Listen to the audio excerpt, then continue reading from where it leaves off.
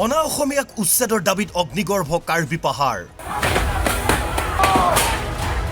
CM Tuliram ৰংহাঙৰ বাসগৃহত অগ্নিসংযোগ ভাঙিলণ্ড ভণ্ড কৰিলে আজবাব আৰু ফুলনি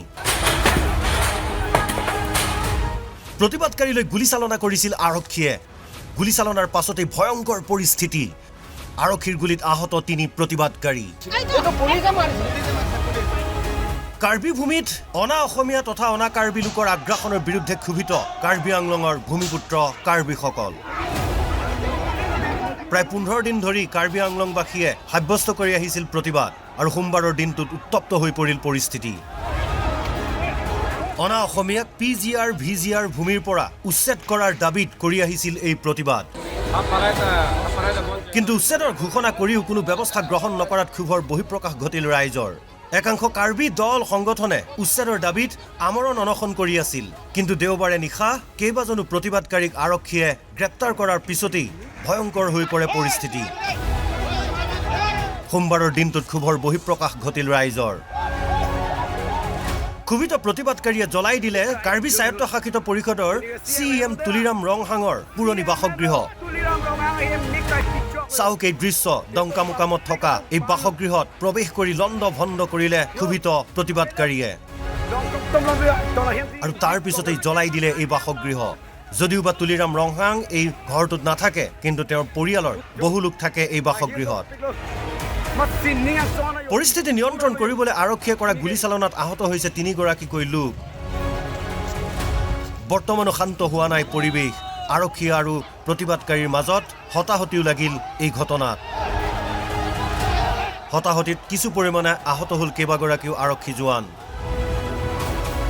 সোমবাৰে পুৱাৰ ভাগত তুলিৰাম ৰংহাঙে প্ৰতিক্ৰিয়া প্ৰকাশ কৰিছিল যে প্ৰতিবাদকাৰীসকলক আটক কৰা হোৱা নাই উন্নত চিকিৎসাৰ বাবেহে লৈ যোৱা হৈছে কিন্তু তুলিৰাম ৰংহাঙৰ বিৰুদ্ধে প্ৰতিবাদক কোনো গুৰুত্ব নিদিয়াৰ অভিযোগ প্ৰতিবাদকাৰীৰ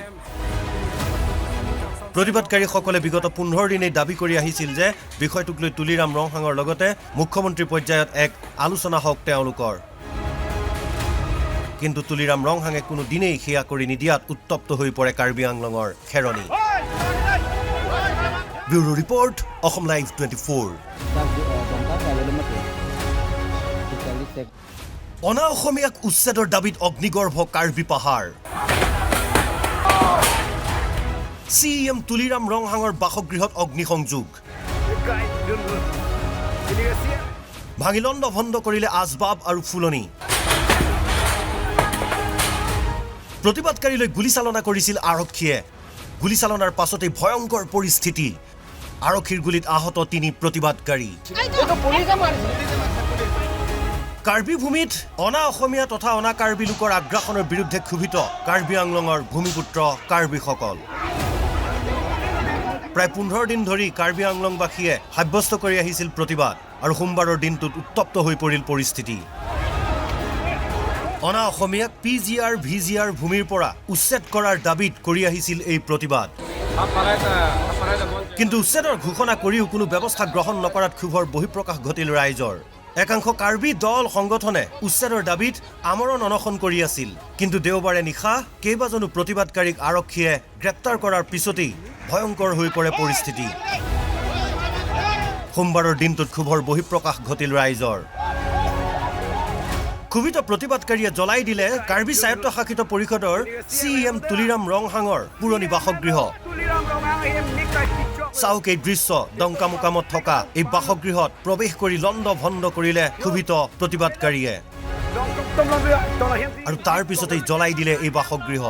যদিও বা তুলিৰাম ৰংহাং এই ঘৰটোত নাথাকে কিন্তু তেওঁৰ পৰিয়ালৰ বহু লোক থাকে এই বাসগৃহত পৰিস্থিতি নিয়ন্ত্ৰণ কৰিবলৈ আৰক্ষীয়ে কৰা গুলীচালনাত আহত হৈছে 3 গৰাকীকৈ লোক বৰ্তমানো শান্ত হোৱা নাই পৰিৱেশ আৰক্ষী আৰু প্ৰতিবাদকাৰীৰ মাজত হতাহতিও লাগিল এই ঘটনাত হতাহতিত কিছু পৰিমাণে আহত হ'ল কেইবাগৰাকীও আৰক্ষী জোৱান সোমবাৰে পুৱাৰ ভাগত তুলিৰাম ৰংহাঙে প্ৰতিক্ৰিয়া প্ৰকাশ কৰিছিল যে প্ৰতিবাদকাৰীসকলক আটক কৰা হোৱা নাই উন্নত চিকিৎসাৰ বাবেহে লৈ যোৱা হৈছে কিন্তু তুলিৰাম ৰংহাঙৰ বিৰুদ্ধে প্ৰতিবাদক কোনো গুৰুত্ব নিদিয়াৰ অভিযোগ প্ৰতিবাদকাৰীৰ প্ৰতিবাদকাৰীসকলে বিগত 15 দিনেই দাবী কৰি আহিছিল যে বিষয়টোক লৈ তুলিৰাম ৰংহাঙৰ লগতে মুখ্যমন্ত্ৰী পৰ্যায়ত এক আলোচনা হওক তেওঁলোকৰ। কিন্তু তুলিৰাম ৰংহাঙে কোনো দিনেই সেয়া কৰি নিদিয়াত উত্তপ্ত হৈ পৰে কাৰ্বি আংলঙৰ Kheroni. Bureau report, Assam live 24।